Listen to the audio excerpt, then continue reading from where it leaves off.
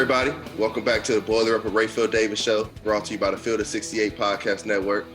Make sure you check us out on YouTube. Make sure you check out Rapheal Davis Podcast on YouTube, RaphealDavisBasketball.com. Subscribe, like, comment, leave reviews, anything you can do for us. Today we got a real special guest, a guy that I watched in my recruiting process when it was time to make the decision to go to Purdue, a guy that I would watch in practice. He was similar size, similar height, could really shoot the ball, could really defend. I learned how to defend. I didn't quite get the shooting down. But great leader, somebody that led the baby Boilers when they came in. I know a lot of the guys gravitated to him. I know he doesn't get a lot of the credit that he deserves on being a leader, being a catalyst for that team.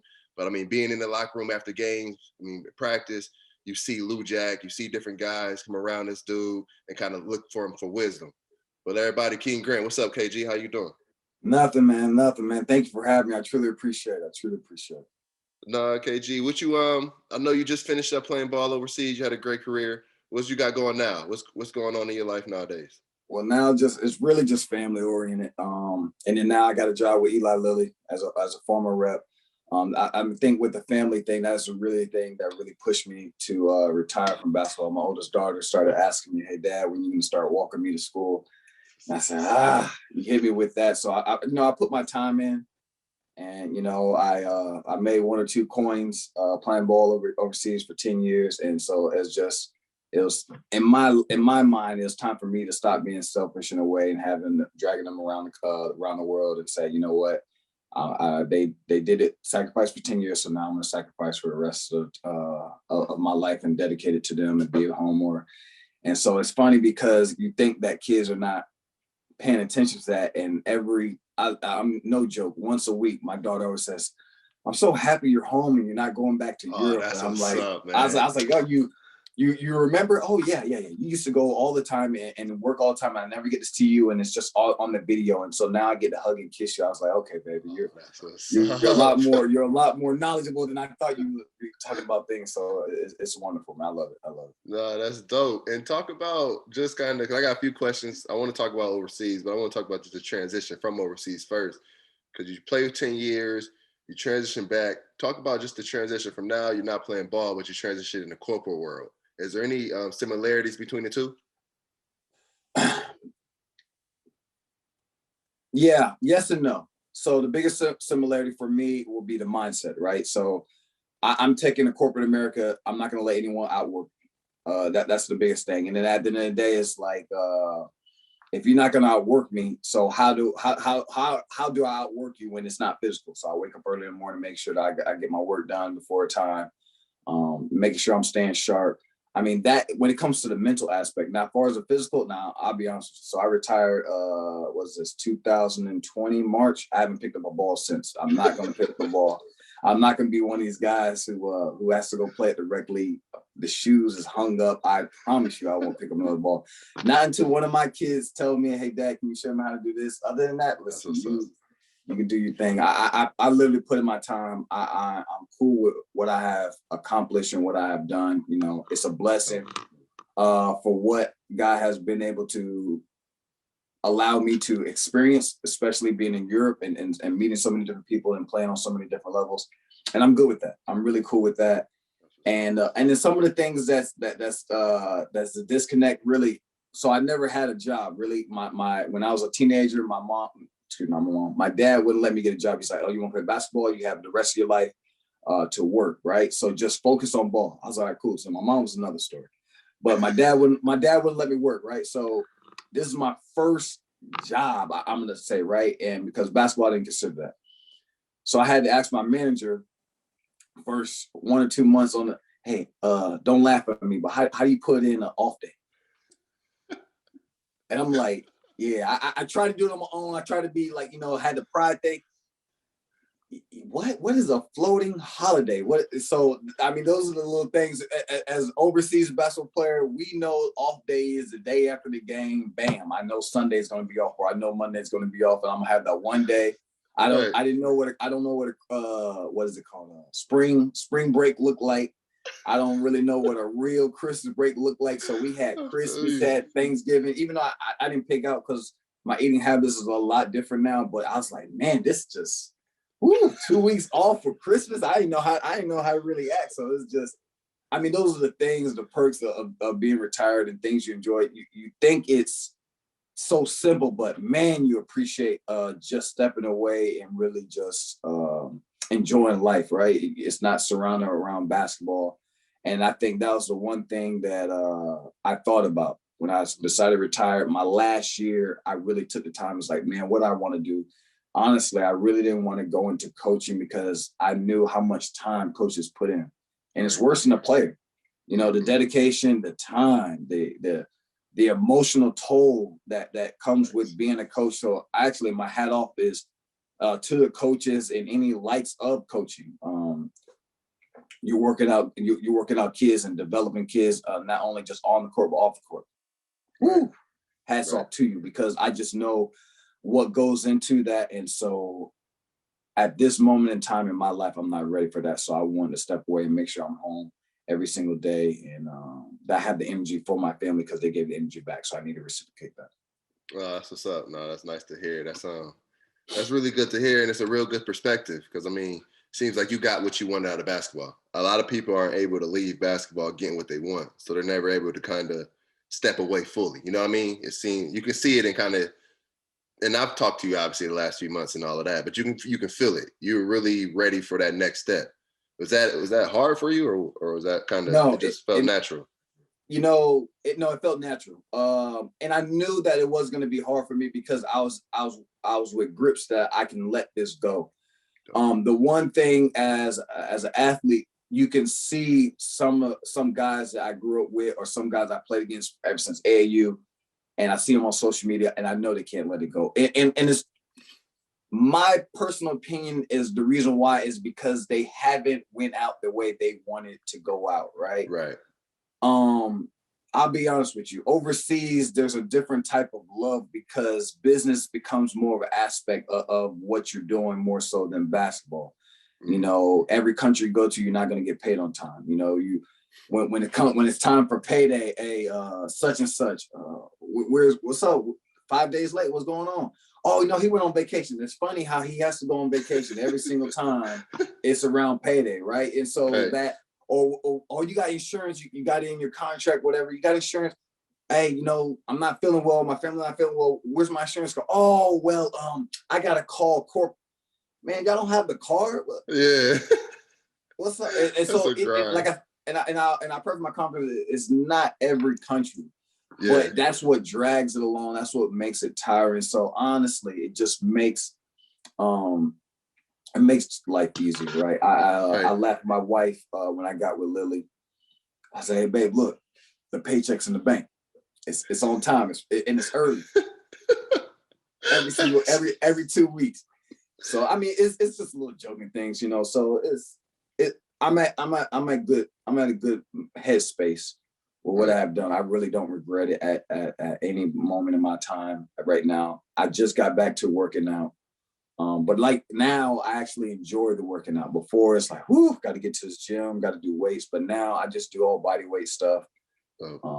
So I'm back to my natural weight. I gained 20 pounds. I gained weight very fast. I feel like sometimes I should have been a football player. But it's all good. Oh, that's what's up. And talk about just overseas. Where did you play? All the countries you played in? I played in Czech Republic, Slovakia, Germany, France, Italy, Greece, Cyprus, Belgium. Mm-hmm. You've been around the world, literally. Man, been around the world. My second child, she was born in France, so that's a unique thing. I mean, my daughter, my oldest daughter, she's been 6 countries. I mean, Dang. 6 countries. Well, no, 7 countries, and she's only 6. Dang. And I look at some people. I was like, man, you got to travel. You got to go see some things, and you'll understand about the different cultures, right? And it's like, nah, I still haven't been to Vegas. I'm like, go to Monte Carlo, something right. like that.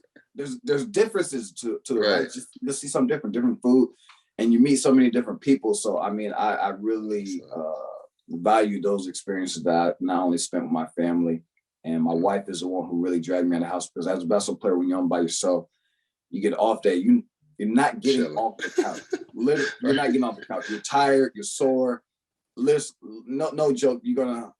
This is kids only podcast or no, you got it. Okay, so you're gonna have that drink next to you, and you chilling for the remainder of the day. You do not want to move, but she got me. When me and her got together, and then she moved overseas and said, she traveled with me. She got me out of the house and got me to see some places. So I really appreciate that. So. No, that's dope. That's nice to hear, man. That's beautiful.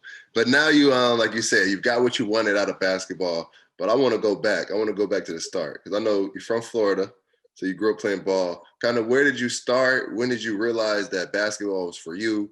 Kind of how did you get from Florida to Purdue? Kind of take me through all of that. I've always been, this is for me too, because I was always like, this dude left Florida. I said the same thing about John Octi. It's like, you came here. So kind of talk about that. So the different motivations behind the story, right? So in the beginning, I knew basketball was for me when a lot of people told me I couldn't do it. Right. And when I say people, it wasn't like, my best friend, man, you can't hoop. No, it was grown-ups. It was grown-ups. It was coaches. It was my coaches right. Who told me I wouldn't do it, right? And so at that mindset, I'm like, why would you tell a kid that you can't do it? Isn't that your thing is supposed to be inspired, whatever the case would be? So the first step for me is when I was in middle school, right? And this would have been 8th grade. We had this new coach, right? Very demanding, pretty much what you see, like just let's just say Indiana coach, right? Strictly by ball. I told you my mom wanted me to work, right? And so she's like, hey, I need you to after school, I need you to cut a couple grasses, right? To earn some money, whatever. Right. And I was like, okay. So I told my coach, I was like, yo, I'm not going to be able to make it to the game. My mom wants me to cut grass. Oh, you can't do that. You can't. You want me to go against my mom, Mama Grant? I don't think you met Mama Grant yet. So, so I missed the game, right? And so this is how the whole story went. So he went to like the dean, right? And I'm like, yeah, if you don't go to the game, we're gonna suspend you. I was like, listen, if you suspend me, listen, my dad works 365 or whatever close to it. I don't think you want my dad to come here because I didn't go play in a middle school game. Not because I got in trouble in school, but you didn't want me to play a middle school game and you're gonna suspend me. I don't think you want my dad. That is crazy. And so the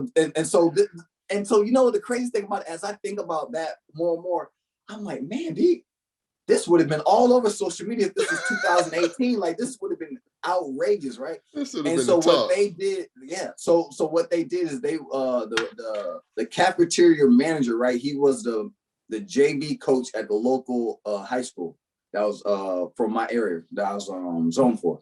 Yeah. So he told the coach, he's like, yo, you don't want to have Keaton as a player for next year because he said he wants to go to Gateway High School, and because he's not dedicated. I was like, oh, that's okay. No disrespect, Coach. Coach Taylor, I respect you. I was like, but I didn't plan on trying out for JV anyways. I want to go to varsity. And not the coach, but the dean and the coach started laughing. I said, okay. That is where the motivation literally started. That's hard. That's where the motivation started, right? And so fast forward a couple of years, I made varsity my first year, right? In the school history, that was the first time in school history that happened. And so I did well. I so happened to see that dean at the mall. I'm a kid. I'm 14, 15. Oh, you don't look at me today, huh? Okay, so I kept it moving. I kept it real moving, right? I ain't really nothing disrespectful. I just. Oh, you don't see me over here. Okay. All right, cool. So I kept moving. The next motivation. I'm glad this is not a kids podcast. I'm pretty sure kids, but so I'm a teenager. So I like the girls. Yeah. So then you like when I dunk. Okay. That's where the next motivation. That's real. That's real. So in Florida, right, we don't have access to the gyms, AC, whatever. So I'm way outside. So there's some girls always walking around the neighborhood. What I know how it is looks on social media. So I know right around what time they walk in, shirt off. I got to make sure I get a good lather up, right?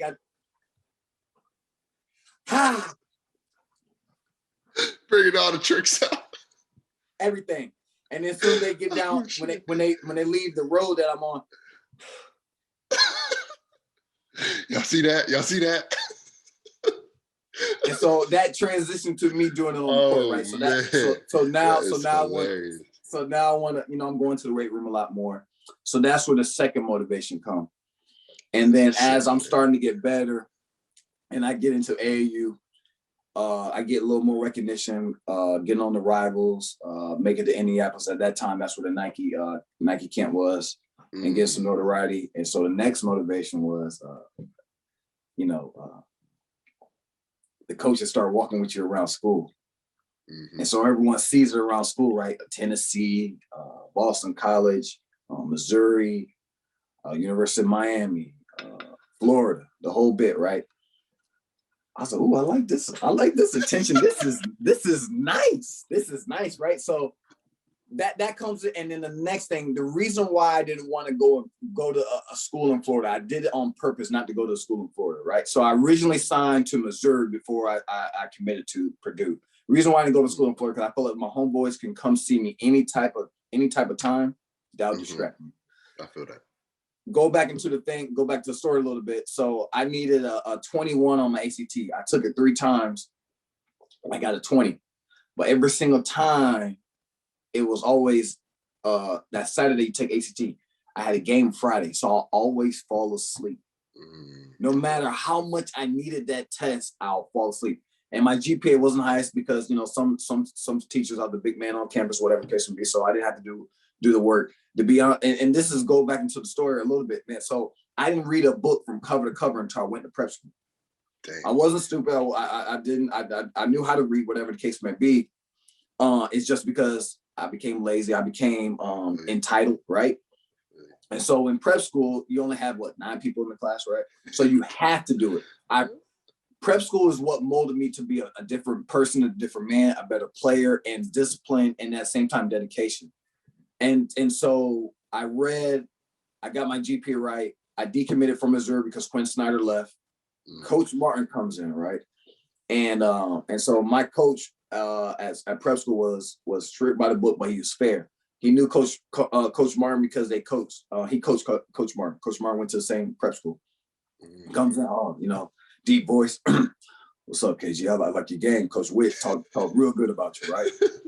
I say, yeah. And so at the end of the day, I had more schools, and I had Washington. I had more schools, more broad, all over the different parts of the country. And so Coach Lejeune was like, "Yo, kid, I want you to go visit Purdue." I was like, "Purdue? You mean the school with the train on it?" He's like, "Yeah." I was like, "That's all I know. I don't know no players. It's where's that, Coach? Purdue? Where Purdue at? Indiana. I was like, "Coach, I got Washington. I'm real close to Coach Romar. Alonzo." I was like, "What's up?" I was like, "I got Boston College. They coming down, and I'm real close with Boston College and Skinner." He's like, "Just do it for a favor. Worst case scenario is all boys school." That's another story. All boys school.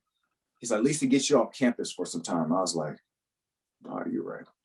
So what happened? I went to go to Purdue before I went to Washington. In my mind, I was going to commit to Washington. In my mind, I was going to commit to Washington. Purdue, right? For sure. I go to Purdue now.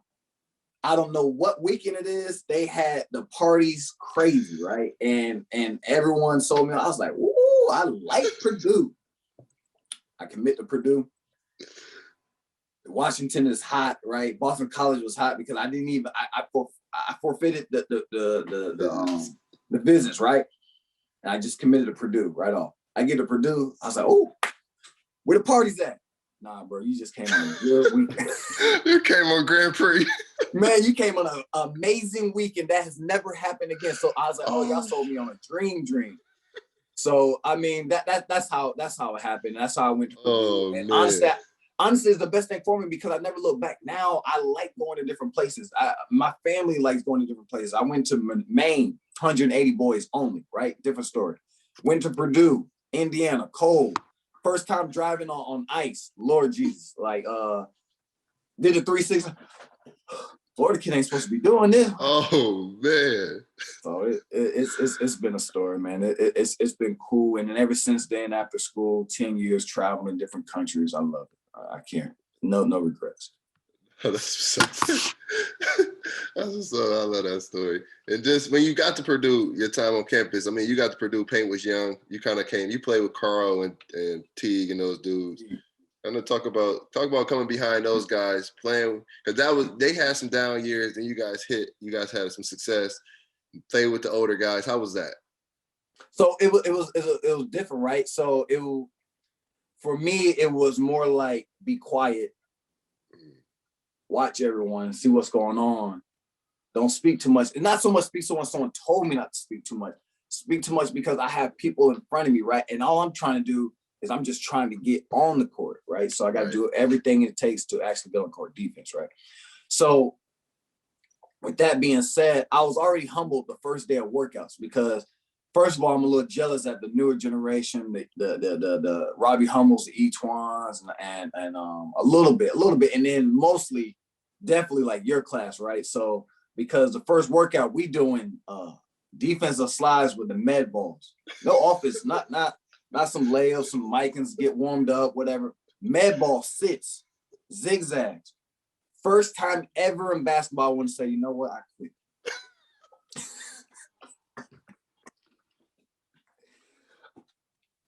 We in the rec. We in the co-rec, right?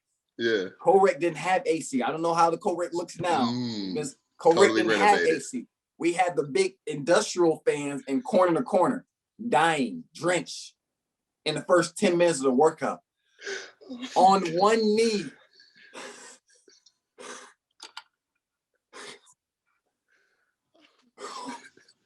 Coach Martin, no, we ain't getting water. We only got 45 minutes. We can't waste time on water. Coach, we need some water. Like we wasn't prepared for this. And keep going, keep pushing. Coach, I quit. This day one. We haven't even got the conditioning yet, right? So about to pass out. Can't see nothing, dizzy, lightheaded. Maybe I shouldn't have ate too much for lunch. Lunch been real skimpy after that. Ever since I know how lunch been real skimpy. Now you know what? I'll wait for dinner. So I had to do. So that's the different things. But now when I go back and I so a few years later, I go see your class. Y'all doing layups for warm-ups? Not closeout drills, no box up. What is going on? And I had made a joke with Payne. I was like, Payne, what's this? It's 4:00. They supposed to be already. What's up? And so none of that. So I mean, but that's evolution, right? In the program. But at the end of the day, that's where we started, right? That's where we started and grinding, and it worked out, paid out. So we had success. My 4 years, my first year, we went to the tournament. Unfortunately, we seen the back-to-back champ of Florida, and then the Big Ten was tough, right? We had Mike Conley, Greg Oden years, then we had Eric Gordon in those years. But it started something. It was a starting point, and then it took off from there. Made the tournament every year, a couple Sweet 16, a couple Big Ten championships. So it's successful. And still with the groundwork I say that you laid then, I mean, you're still affecting it now. Because I mean, guys kind of fit that mode the player mode that you work. You know what I mean? That player that you were on that court is something that Purdue still has today. You look at a guy like Eric Hunter. He's still in that, that still player mode. You think like a Kelsey Barlow, you know what I mean? Different guy, even me, you know what I'm saying? Different guys, long, tall, can play, can guard. Well, I mean, I'm gonna take away the shooting part from me, but I can shoot the rock. I ain't gonna say that. Shoot, man. Look, I'm downgraded. We don't blame it on those hard 3-hour practices. And that's what I'm gonna say, man. I'm gonna blame it on the defense. I'm gonna take a Lou Jack. I was guarding too hard. Right, exactly right. You got to chase around Lou. Right, straight up. But no, for you to come in and for you to lead how you led, and even when those young guys came in, you were still a young guy, your sophomore, and for you to be able to even be humble enough, be mature enough to know I'm a leader now. I'm not a guy that needs to go out there and get 40. I'm gonna lead this team. We're gonna win the games. Go ahead. No, I'm not gonna cut you, but at the end of time, the leadership also came as in not being a selfish guy, right? But at the same time, Coach Martin used to say during that freshman year, do y'all know who's coming down the tunnel next year?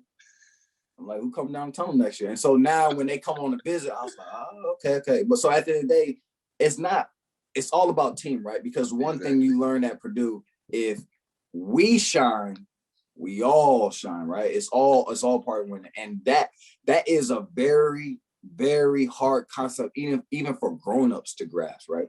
If we all shine as a team, trust me, everyone's going to get their accolades. Everyone's going to get their light, going to get their shine. And so at the end of the day, you trying to get better. You ain't trying to be sitting on the bench as success happens. Exactly. Man, I want to be a part of this. That's where the selfishness needs to come in. Yes. I need to make sure I'm working as hard as I can. And I'm doing whatever it takes for me to be the best player I can be to help Purdue win. So that's where that came in. That's real. And I mean, you a piece of that was guarding some really good players. And like you said, you were in the league at a tough time. Who was some of those people you can remember? I mean, seeing the Sky Report and say, all right, I'm ready for this game, or a guy that you just look forward to guarding, or even your toughest matchup? Eric Gordon, you cannot touch him. You cannot touch him. He's the chosen one in the league. Melo Trimble. He didn't even go nowhere. He's in a triple threat position now. So Eric Gordon was one. Mike Conley was another, because one, when you look at him on film, he doesn't look as short as what he is, right? So not only is he short, but he's so crafty, he's so solid, and then he's so shifty. Then he had a floater. Who else would have been some other players? I know I'm missing some players. It's been over, I know it's been a long time. So Demetrius Meacham, not Meacham, excuse me. Dimitri, what was his first name? From McKinney. Thank you. Yeah, from Illinois. So he was one, right? Because he had 1 year or a couple years when it was just like, oh man, he's just doing whatever he wants. And then I was honestly, now that I think about it, number one player, probably the toughest, was Evan Turner. Because he had a spin. Not only was he 6'6", but he had a spin move that was out of this world. He made you foul, and his free throw line game down was just tough. Free throw line game was just tough. Free throw line game down, was tough. And so he was really a tough guard, but had so many players that was good. Played against Isaiah Thomas in the tournament. I'm like, bro, who's this little guy shooting you got Pondex on the team, you got Jack Brown. Yeah, he ain't gonna pass. Damn, but he got about 29 points. What? But now he a bucket though, man. So it's been a lot of tough players to play against, and that's what's up. And playing inside of Mackey, you playing in front of 14,123. Like I said earlier, you were in those games that made me commit to go to Purdue. So I mean, I don't think we got it to that point, because y'all had some. I mean, you think about like you just said, like the Ohio State games. I mean, the Michigan game at Purdue, Michigan State games at Purdue. What was it like playing in front of Mackey? And that was the old arena. Well, I think I liked that one better because it felt like a stage a little bit. So what's that like? What's it like playing in front of Paint Crew? So the one word I would say would be invisible. When you can go on a 3-game losing streak, whatever the case may be, you come to Mackey, you just feel invisible because you know Mackey's going to be crazy. Yeah. And when I say crazy, it's not like crazy where they like throwing stuff, but it's just going to be rocking. Boy, you feel Mackey today? It was rocking today. And then if we had the ESPN sign, we know what time it is. And so some of the teams that were like good, right, or highly ranked, they come to Mackey. You're gonna get it because we just feel invisible. The shooting gonna be there, the defense definitely gonna be there. Then you're gonna be hearing that in your ears. I mean, people are not ready for that. And honestly, I have to say we were one of the top schools as far as crowd participation and that loudness in the country. I can only think about one school in the Big Ten. Let me just start there. In the Big Ten that will kind of rival it from time to time would have been Michigan State. I love playing in Michigan State because the student body is right on top of you, right? And they jumping with the whites, and that was an amazing place to play at as well. But Purdue is, you ain't gonna top that. That's second to none. Straight up. And KG, man, like I said, your days at Purdue are reasons that I chose Purdue, and I know I've heard players say they've chose Purdue because of reasons that I've given them. So, I mean, like I said, your legacy continues to live on through the players there because I still see it. You know what I mean? I still see the groundwork because I was there your early days, and I kind of see kind of how you were played and kind of the position you played, and I can still see it in the same offense, even defensively. Then you went on, like you said, you win some games, you be selfless, you're going to have a great 10-year pro career that you're proud of. You know what I mean? Yeah. A lot of guys try to be selfish, try to get there because they try to get to where they want to get to. They end up not getting what they want out of basketball. But you were the prime example for what that was. You know what I mean? Yeah. No, I mean, mine. I mean, it's just hard work, it's dedication, but at the same time, it's being amongst guys that you enjoy playing with, laugh with, still communicate to this day, talk about this time or whatever the case would be. I mean, that's what college was all about. And then, like I said, I was fortunate enough to play ball for 10 years and live out my dream. Okay, I didn't make it to the NBA, but that's not the end all. You know, I still play professional and it's still respectable leagues. And so I'm cool. Like, I'm content. I would love to have played in the league, but at the end of the day, okay, it wasn't in my cards. Maybe my son, whatever the case may be, and I can teach him some things that were gonna help him. But at the end of the day, I'm cool with it, and that's fine. That's fine with me. I'm a little older. Still hard to believe when I say my age out loud, but I'm good. I'm good. No, KG, I appreciate you joining us, man. I know a lot of kids, this conversation, a lot of kids, a lot of players, a lot of adults, a lot of people in the corporate world, they can learn from this. This was big time. If you're out there and you're looking for a basketball camp for spring break, we'll be in West Lafayette, March 15th through the 17th, March 22nd to the 24th, and then we'll swing to Fort Wayne, Indiana, April 5th through 7th. All the details are at raphealdavis.basketball.com.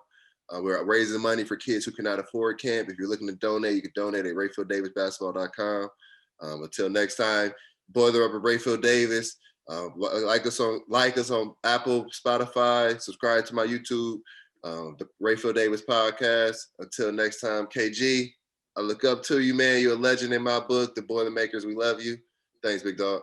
I appreciate it. Hey, listen, I got to say one more thing before we get off. So you said about the legacy. Does my legacy still continue in the carry thing? They used to have the KG chicken with the chicken breast with the bacon on top, with the cheese, with the melted cheese on top. I started that back when they don't still have that. I had that. I didn't know that was you. I didn't know that was you. I swear on my life, I didn't know that was you. I thought that was something else. No, real stuff like that. They literally used to have a little sign that said Grant's barbecue chicken with the bacon. I was like, man, come on. I ain't see the sign. I know exactly what you're talking about. I don't know, because now they don't stay in Cary. They stay in the apartments across the street. So like we have their own apartments? Oh yeah, they got, it's called Fuse. It's right across the street. Yeah, they got their own apartments, like 312 apartment. Yeah, they not in Cary no more. It's been a couple years since I happened my senior year. My senior year, that was they moved. It's right across the street from Mackey. Right across the street where that CVS is. They live up there. They good. What? That would have been too much trouble. Straight up. They didn't allow AJ to live there. They said, no, AJ had to live with Kenny Lowe. I hear you. Man, I'm gonna let you go, man. I appreciate you. This was dope, man. Anything you need from us, definitely never hesitate. We look forward to following you in your professional career. Hopefully we see you in the top ranks of Eli Lilly soon. Yes, sir. I appreciate that.